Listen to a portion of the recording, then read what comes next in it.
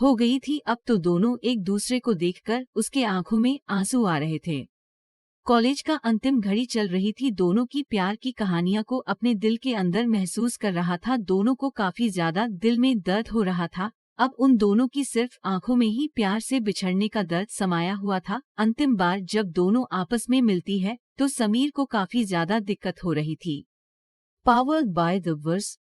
उस साल कॉलेज में गर्मियों की छुट्टी 22 दिन का था, लेकिन समीर और उसकी प्रेमिका को एक दिन भी बिना मिले नहीं गुजर रहा था। अब तो दोनों को ये डर लग रहा था कि अब उन 22 दिनों की कॉलेज की छुट्टियों में वे अपने प्रेमी से कैसे मिल पाएंगे। फिर एक वक्त ऐसा आया कि कॉलेज से सभी लोग अपने अपने घर को जाने वाले थे। सभी लोग अपनी अपनी घर के रास्ते की तरफ मुड़ चुके थे। उधर समीर और उसकी प्रेमिका भी अपनी रास्ते जाने के लिए तैयार हो रही थी।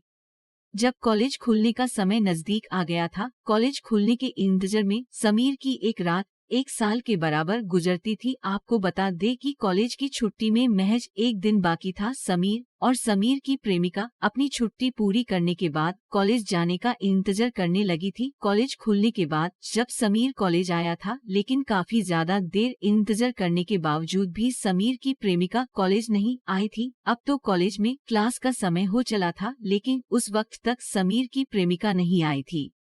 अचानक समीर के पास एक लड़का आता है जिसका घर उस लड़की के घर के पास था। अचानक समीर के पास आकर रुक जाता है। जैसे ही लकड़ा रुकता और समीर को अपनी दबी हुई आवाज में है, तुम्हारी प्रेमिका की मृत्यु हो गई है। 2 दिन पहले ही एक दुर्घटना में। बस समीर को इतना सुनते ही बेहोश होने लगा था, परंतु उसे बहुत सारे लोग तथा कॉलेज के प्रोफेसर सभी लोग मिलकर समीर को अस्पताल में भर्ती करवाया था। अस्पताल में समीर का इलाज करीब 1 सप्ताह तक चला था। आपको बता दे कि अभी तक समीर अपनी प्रेमिका का इंतजार कर रहा है। यही हमारी सद लव स्टोरी इन हिंदी पूरी होती है।